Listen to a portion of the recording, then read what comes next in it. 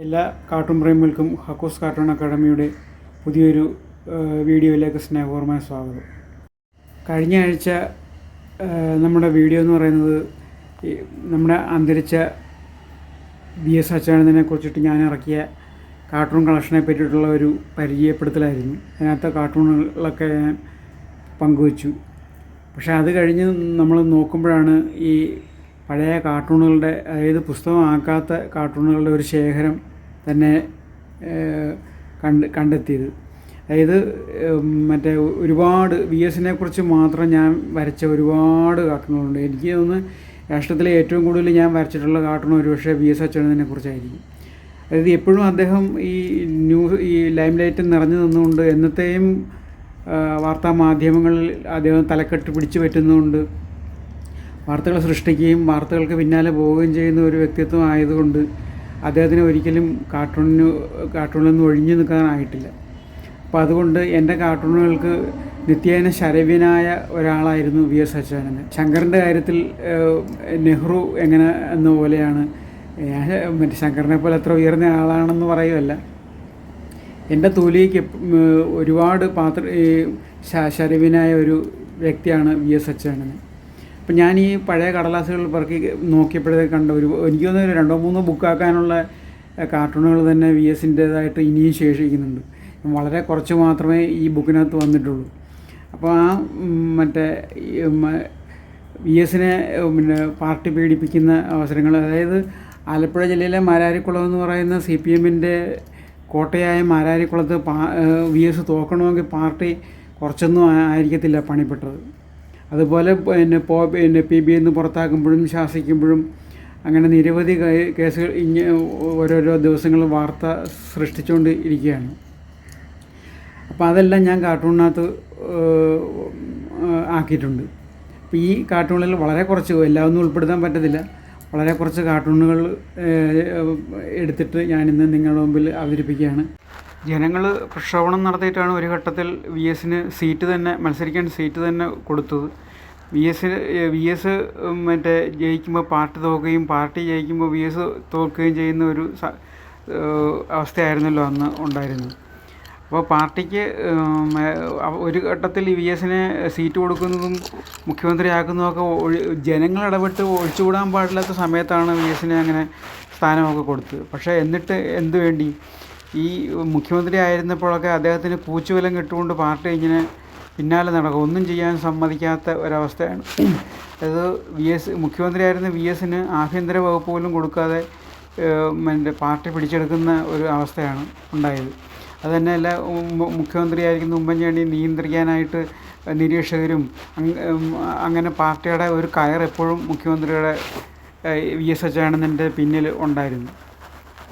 അതായത് ഈ കുറ്റവാളികൾക്കും ഇരകൾക്കും എതിരെ പോരാടിയ VSൻ്റെ പുറകെ ഈ പാർട്ടി എപ്പോഴും ഒരു കണ്ണുമായിട്ട് ഇങ്ങനെ പിന്നാലെ ഉണ്ട്, ഒന്നും ചെയ്യാൻ അനുവദിക്കാതെ VSൻ്റെ പുറകെ നടക്കുകയായിരുന്നു അന്ന് പാർട്ടി.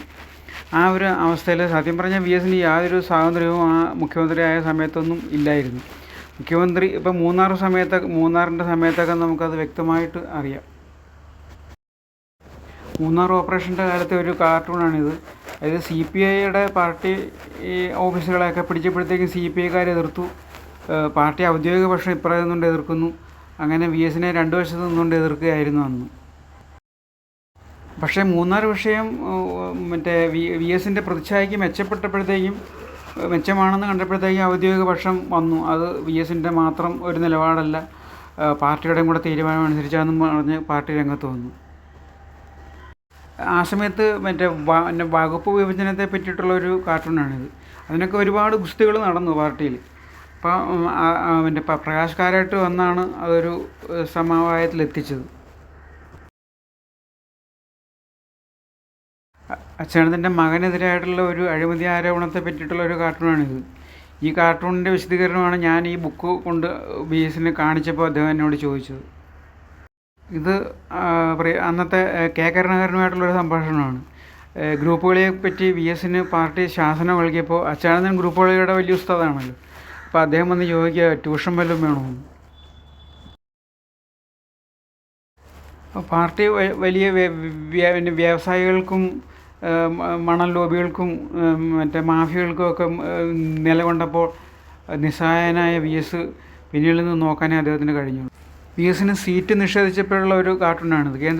കേന്ദ്ര കമ്മിറ്റി പോലും അദ്ദേഹത്തിനെതിരായിട്ടായിരുന്നു. അദ്ദേഹം വി എസിന് സീറ്റില്ല എന്നാണ് അന്ന് പറഞ്ഞത്. പോളിറ്റ് ബ്യൂറോ പോലും ഒരു ഘട്ടത്തിൽ വി എസിനെതിരെ ഏതാണ്ട് മറ്റേ മാഫിയയുടെ രീതിയിലാണ് പെരുമാറിയത്.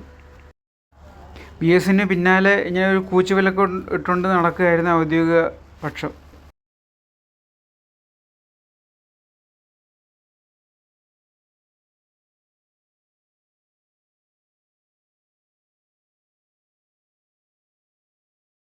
അരുവിക്കര ഉപതെരഞ്ഞെടുപ്പിന് മുന്നിൽ നിന്ന് പാർട്ടി പ്രചാരണം ചെയ്തത് വി എസ് ആയിരുന്നു. ഇവർ അനുഭവത്തിനാണെങ്കിലും പ്രചാരണത്തിന് അദ്ദേഹത്തിന് വേണ്ടി വരും. വി എസിന് പദവി കൊടുക്കുന്നത് സംബന്ധിച്ച ചർച്ചകൾ അത് ഒട്ടകം സൂചിക്കുഴയിൽ കൂടെ കടക്കുന്നത് പോലെ പ്രയാസമായിരുന്നത്. വി എസിൻ്റെ ജീവിതത്തിലെ ഏറ്റവും ദുരന്തമായ ഒരു കാര്യമായിരുന്നു.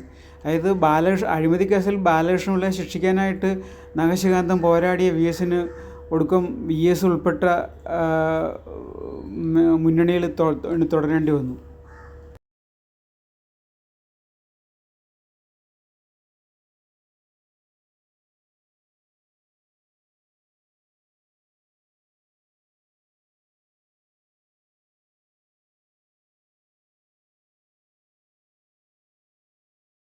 വി എസിന് സീറ്റ് കൊടുക്കാനായിട്ട് ഒടുവിൽ യെച്ചൂരി ഇടപെട്ടു. ഇവർ കുരിശ് പണിതുകൊണ്ടിരിക്കുക ഔദ്യോഗിക പക്ഷം. ആ കുരിശ് പണി അഴിച്ചിട്ട് ഇനി അദ്ദേഹത്തിന് ഇരിക്കാനായിട്ട് സീറ്റ് കൊടുക്കാനാണ് യെച്ചൂരി പറയുന്നത്. ഇനം പരാജയം ഭക്ഷിക്കാൻ ഇടവരരുത് എന്നൊരു പ്രശസ്തമായ പ്രഖ്യാപനം വി എസിൻ്റെ ഭാഗത്തു നിന്നുണ്ടായിട്ടുണ്ട്. അപ്പോൾ അതിനെപ്പറ്റി വരച്ച ഒരു കാർട്ടൂണാണിത്.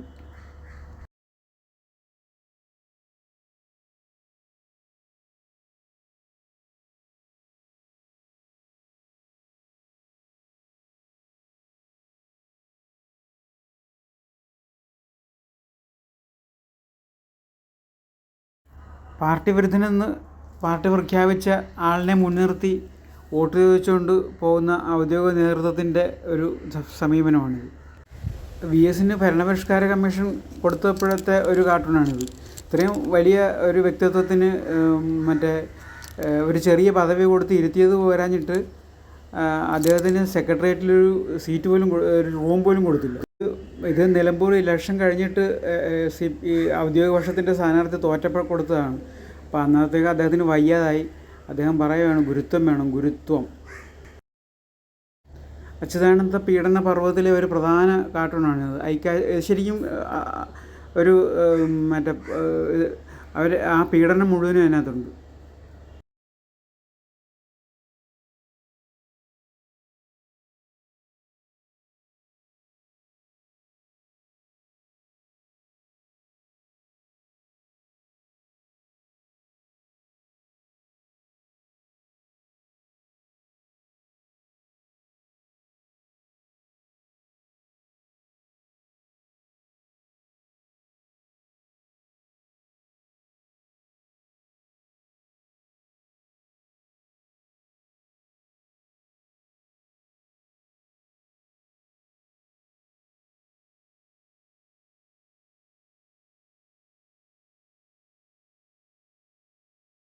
അപ്പം വിസ്താര ഭയം കൊണ്ട് കൂടുതൽ കാർട്ടൂൺ കൊടുക്കുന്നില്ല. നമുക്ക് ഇത്തവണ ഇവിടം കൊണ്ട് നിർത്താം.